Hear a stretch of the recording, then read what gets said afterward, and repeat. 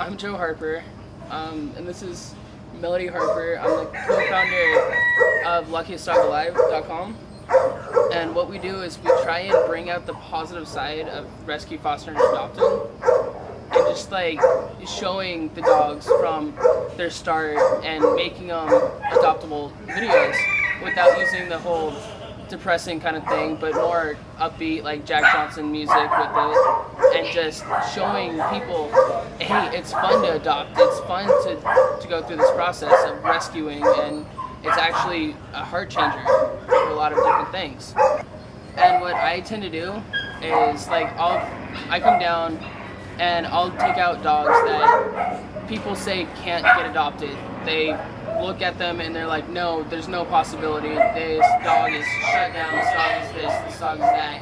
And I'll actually take those dogs and I'll spend my most time with them in order to prove people, no, even the most shut down dog still has a chance. And the underdog can always rise up to the great expectations and beyond expectations of what people ever actually give them. And it's like, for example, today I was working with this Siberian Husky named Nova. He just came out of ISO, which is in the back where all the dogs that aren't allowed to be seen are. Usually for some kind of illness that they're going through, or if they just come in from the streets and they're just terrified to the point where no one can touch them and they have the potential to be a danger to people. And so I was just spending time with them, brushing them, and just out of nowhere, like in the very beginning when we took him out, he would go and we'd be on one side of the yard, he'd be on the completely other side. And finally, after a while, he just warmed up to me to where I was able to brush him. He was laying in my lap, and he was actually licking my face and kissing me, which is just a huge difference from where he was initially.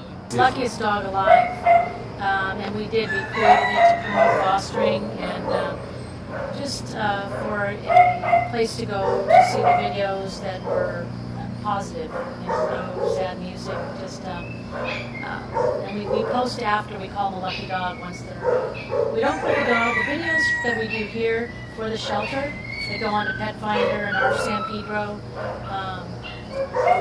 They don't get posted, but when the dogs are actually adopted from here in South Africa, we put them on Luckiest Dog Alive on the Facebook page, and we put up a video on our video channel. I think the most important thing about Luckiest Dog would be the video channel, which is a Vimeo channel. So you go to Vimeo. There's just from Harper alone, the last year we've done 108.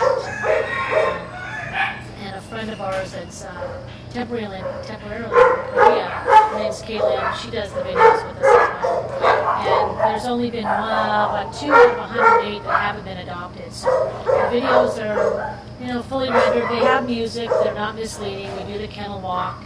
We just show everything that we need to. And we also try to help rescues by doing raw video clips of dogs that are interested, and it gives them a chance to see their behavior, in a nutshell, 1 minute little video.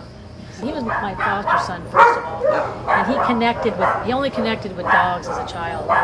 He had a lot of trouble in school, so that's all part of the mission statement on Luckiest Dog Alive. He wrote it himself. It's really, really good. And we do on the Luckiest Dog Alive page, we created these full circle books where there's 3 sections. There's there's rescue, there's foster and adoption. And the book is each chapter, and then after they're adopted, they've gone full circle. And in the back of every book is his mission statement and his commitment to dog rescue. We started with purebred labs. I mean, we had a Jack Russell Terrier, and I tell him, when you know better, you do better. Well, we ran across a big dopey lab named Mo, a year-old, that was in a wheelchair that we decided to take with Indie Lab Rescue, and that kind of got us started. I have a graphic arts background, so I started doing things for them on the side. This was in 2005, and 2008. And so we do have this handicapped black lab, and we have handicap Weimaraner with Harper. So we have some kind of challenge dogs at home. And so we've just always, had lots of animals and joked about them. And I remember we actually have 2 other dogs. We have a small little terrier that we adopted from here, and a Staffy Bull Terrier that I ended up sleeping in a car with because of the fact that I didn't want the dog going up to Canada. And it was in the middle of December, and I didn't care. I slept in her car for 9 days in order to keep him. Well, because I wouldn't let him keep the dog. So, And my husband couldn't find out because we have too many dogs. yeah. It's sort of like that's passion, that's commitment. And Rudy is still Rudy is still a part of our family. That's his name. Rudy. So what do you say to people that think that it's crazy to care so much about animals? So I get that from people. People say, why do you care so much? What is it about the animals that... To me, it's always been the fact that animals can't say how they feel. They don't have a voice for themselves. Like, they bark and they can speak to each other, but from just the things that I've seen and the places where I've been and just information that I've learned on dogs, they can't say, ouch, this hurts, or stop, or I don't like this. And so it's like, I guess I've always had a thing where I want to be the voice for the voiceless. And that's what I found with dogs, is the fact that in my childhood, every time that I had a hardship, my lab was there, my Jack Russell was there.